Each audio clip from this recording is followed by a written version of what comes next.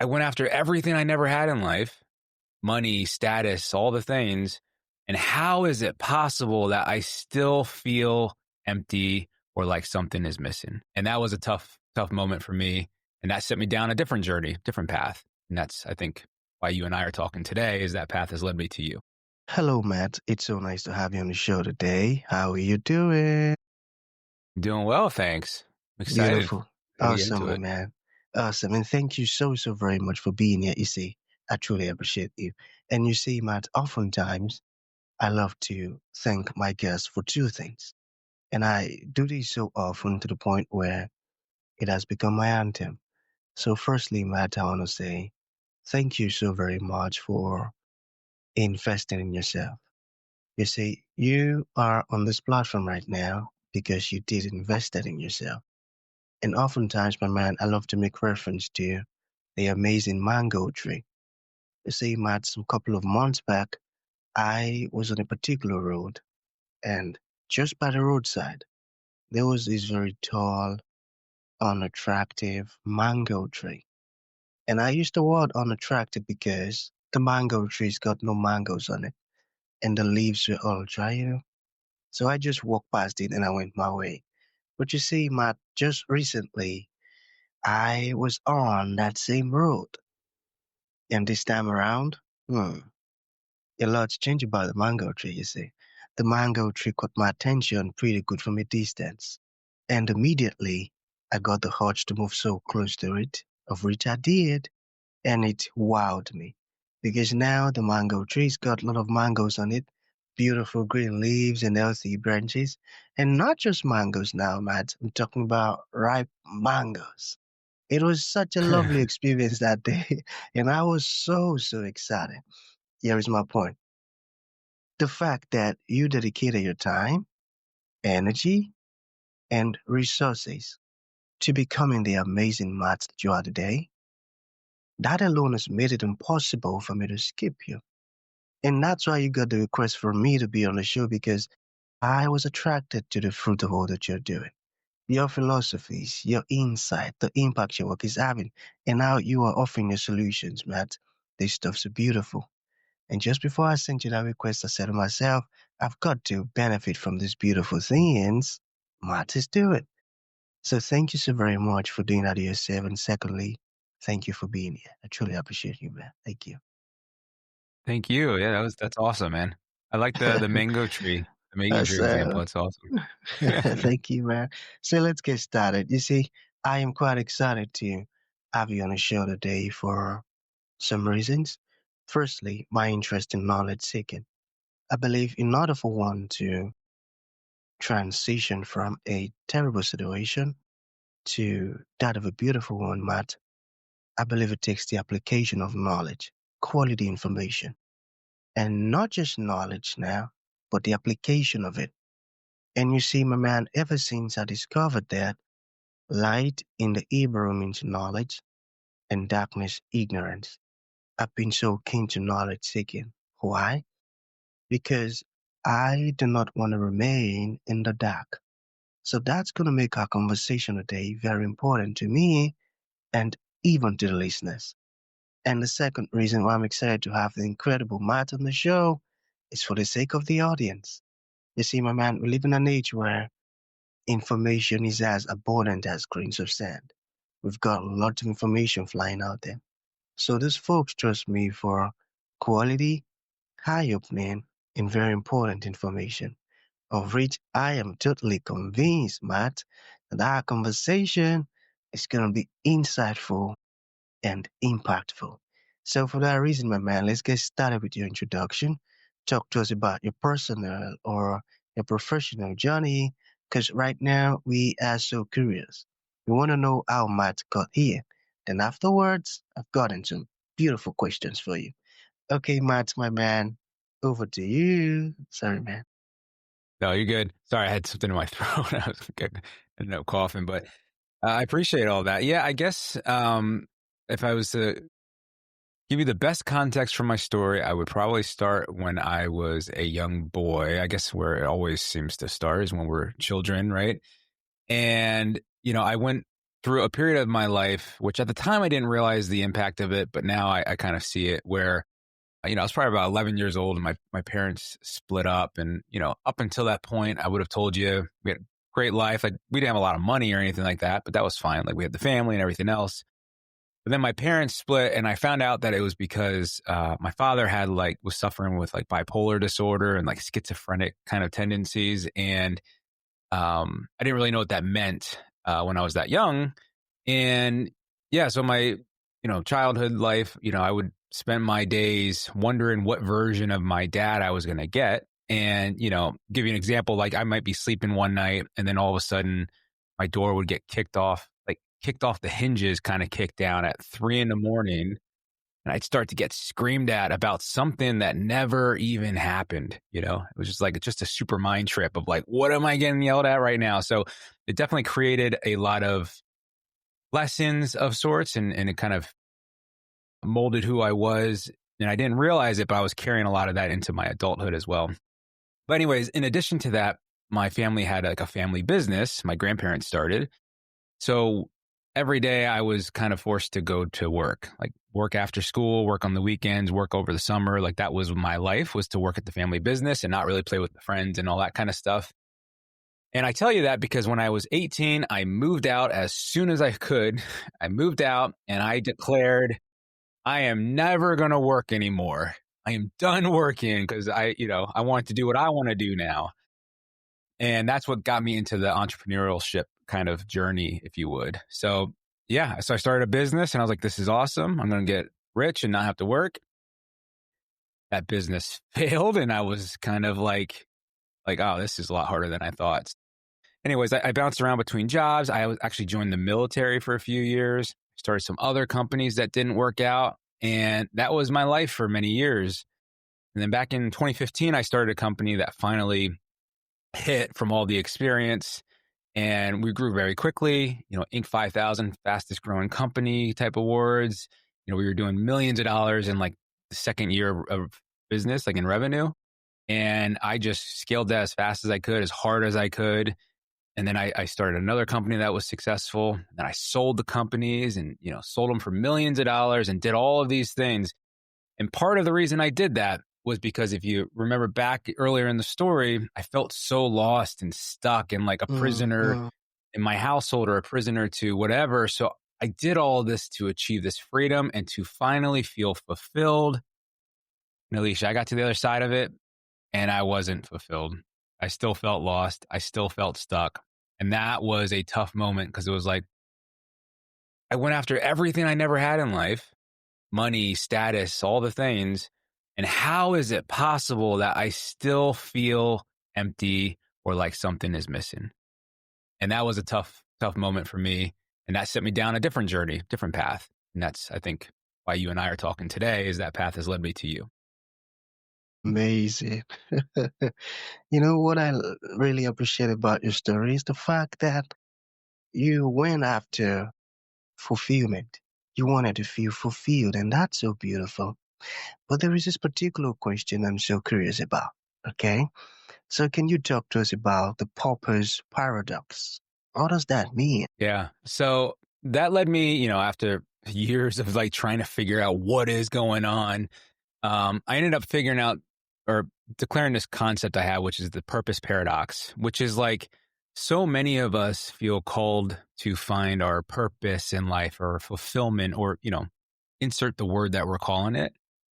And the paradox is that the pursuit of purpose in this world has us looking external of ourselves almost always. Like, it's like, what am I meant to be doing in life? And what's my path?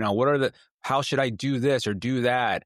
Like for me, I always thought like, it'd be like opening like a fortune cookie. And then there'd be like a little thing in there saying, you're supposed to save the dolphins. And I'm like, oh, sweet. Now I know. And I'm going to be happy and fulfilled and everything's perfect. But yeah, the paradox is that with so many of the people I work with today, what I have found is that feeling of emptiness or like misalignment, like they want to be fulfilled and they want to find purpose, it is almost always actually representative of how they feel about themselves on the inside. So they feel, maybe they lack self-worth, and they might not know this. They don't think that they're enough as they are. And their hope is that if they can find the thing that they were meant to be doing, maybe then it will finally fall into the place and they'll feel whole and they'll feel needed and they'll feel all of the things that they don't currently feel. So the paradox of sorts is that we look externally for our purpose when in reality, we need to first address kind of our inner issues, if you would, or inner wounds. And once you do that, a lot of the other things start to fall in place so much easier than before, because that's really where you need to go, is Hmm. inside. And that's so true. And that's really some of the things that I believe. I believe who we are is trapped within us. So looking externally is like going about it the wrong way. And that's why I don't really use the word discover your purpose, instead activate it. Because I believe who you are is known to your spirit, because your spirit's got the assignment. And we have this human body, to carry out that assignment. So when we look within, just like what you said, we will, get to the root of who we are and how to go about it. And that's a smart one. I love what you're doing. I love it. So let's look at it from the approach of your client. What is the Eden path, and how do you guide clients through it? Yeah. Good question. So for myself, when I kind of got to that place where I was hitting a second rock bottom of sorts of feeling emptiness, I went through, almost this journey of, I mean, some people might call it being asleep to being awake or whatever you want, this discovery path. There's that in between state that is very, really messy and disorienting and confusing. Like, that what the old narrative doesn't work for you anymore, but you don't yet know what the new one is. And the hidden path was a framework I built to try to help guide people through that space. Now, there's a lot of personalization to it, of course. Like, it's not follow these steps and you'll be perfect, but it is guardrails that can really help you sort of navigate that dark space and help you discover your own truth. Because when you discover your own truth, then like I said before, you can realign your life around that. So that's the hidden path framework. And the framework is broken out into 3 different phases, if you would. And the first phase is called clearing the noise. So what I have found, at least for myself and a lot of people I work with, is we are so incredibly distracted in the modern day life. We are unwell. Maybe we don't eat well. We don't sleep well. We're not moving. We're not getting outside. We're on our phones all the time, Netflix, video games, whatever. Like, there's almost a fog in our minds, like, or I mean, like, just our souls are just clouded because there's so much noise. We can't hear ourselves think, and we can't hear ourselves. We just can't hear ourselves. So clearing the noise is important. And what we do in that phase is we audit your current life and we try to identify what I call a MVC, or a minimum viable change that you can make to create that space necessary to start gaining clarity. And that's different for each person. And the whole point there is that we're not trying to boil the ocean. We're not trying to optimize everything in your life just to optimize it. You're not like, I wake up at 3 a.m. and do a 3-hour morning routine. And then no, you don't have to do that. It's like, what is the minimum change we need to make to create enough space so that you can start listening to yourself? And that's phase 1. At the end of phase 1, then we can transition into phase 2. And phase 2 is when you do the inner work. And this is where you start to explore inside of yourself, because that's where all the answers live, in my opinion. And now that you have that newfound space, you can start doing practices to work inside. And oftentimes that includes needing to heal wounds from your past, because those wounds keep us blocked up, basically, and it blocks our insight. So we have to address those things. Like, for me, as an example, some of the stuff with my father, I thought I was over, I've dismissed it completely. But it turns out I wasn't, and I needed to get through some of those things in order to create that expansion necessary to kind of feel what my truth is. And then at the end of phase 2, you are now equipped with being able to answer, who am I in truth? And what is it that I'm here to do with my life? And what is it that, or how am I going to do that? Like, what is my vision for life, essentially? And then we move into phase 3. And phase 3 is easy, my man. That's like, we just realign your life now. Now you know. It becomes easy. You have a North Star. You know who you are. Now all of those things that seemed so difficult before seem so easy now because you know the answers and you know what you're doing is in service of something bigger than just you in that way, I guess. So This is really amazing, Matt. And this is such a very powerful framework. And the fact that you could put all of these things together, it just proves one point that you were born for this, man. You were born for this. I tell you, this is beautiful. thank you. Thank Okay, you. okay. Yeah, man. I believe in life, challenges is so inevitable. So I wanted to ask, how have you been able to overcome those tough moments, tough periods, those challenging periods? Can you talk to us about that? I can, yeah. That's a good question. I'm trying to think like, in hindsight, it's always seemed so much easier.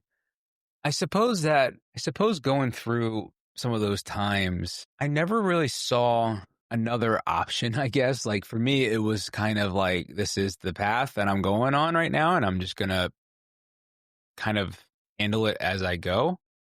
I wasn't as equipped to handle it as I feel like I am now, but I still have challenges today, of course.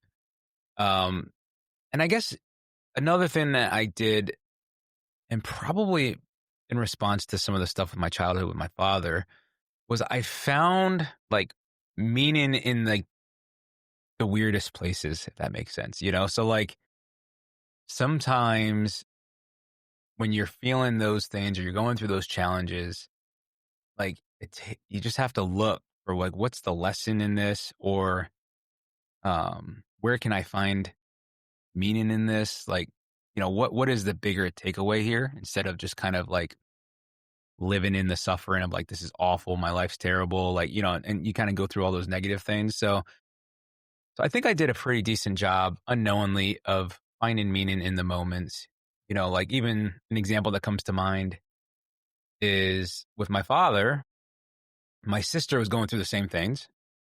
And in a way, like my meaning in that moment was to be there for her. And her meaning was to be there for Mm, me. So like we had camaraderie of sorts in the misery of it all because we were in it together. Fast forward a few years when I was in the military, similar situation, might be like deprived of sleep, hungry, miserable, wet. But you look around and you got all of your, fellow comrades going through the same thing. And like in a way that creates purpose in that moment because you're being there for other people, I guess. So I don't know if that answers your question, but I suppose knowing what I know now, I would probably say to try to find the meaning even in the uncomfortable spots in life, because there's, mhm. what is it that I should be taking away from this experience that can, In other words, when challenges it, there are meanings in it, there are lessons in it. So yeah. instead of complaining about how rough and painful it is, we should find the meaning and the lessons in it instead.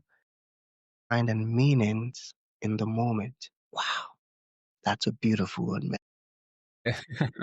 I love that. Find a meaning in the moment. I got that. So to bring this to an end, Matt, what would you like to leave the audience with, like a final thought? And to those folks who like to reach out to you, learn more about the wonderful stuff you're doing, or even ask you questions, how can that be possible? Yeah. I guess I would tell people that if they feel, that feeling of feeling lost or stuck or unable to get traction, or like, that this isn't it for you right now anymore, but you don't yet know what's to come. Know that you're not broken. You're not behind. Like you're exactly where you need to be. And there is a path forward, It's just that path is hidden in plain sight. And you sometimes need to approach it from a different perspective, I suppose. Um, And yeah, I think if you want to get a hold of me, I'm all about just trying to help people as much as I can. So it's not like you have to worry about me trying to sell you something. Like if I can help you, I am going to. And the best ways to reach me is probably through our website, which is illumishift.com. And that's ILLUMI shift.com. You can reach me through there. And then I also just very recently started a YouTube channel where I'm posting content around all of this framework stuff to try to help people in that way. And you can find me there. It's on YouTube, and it's at Matthew, that's with two T's, dash Strunk. So that's just my name, at Matthew dash Strunk. And yeah, yeah. So definitely reach out if I can help in any way. And Awesome, my man. Awesome. So that's going to be the end of the show, Matt. Thank you for coming. And thank you so very much for sharing this beautiful stuff with us. It means a whole lot, man. Thank you. absolutely. Thanks for having me. This was great. Appreciate it.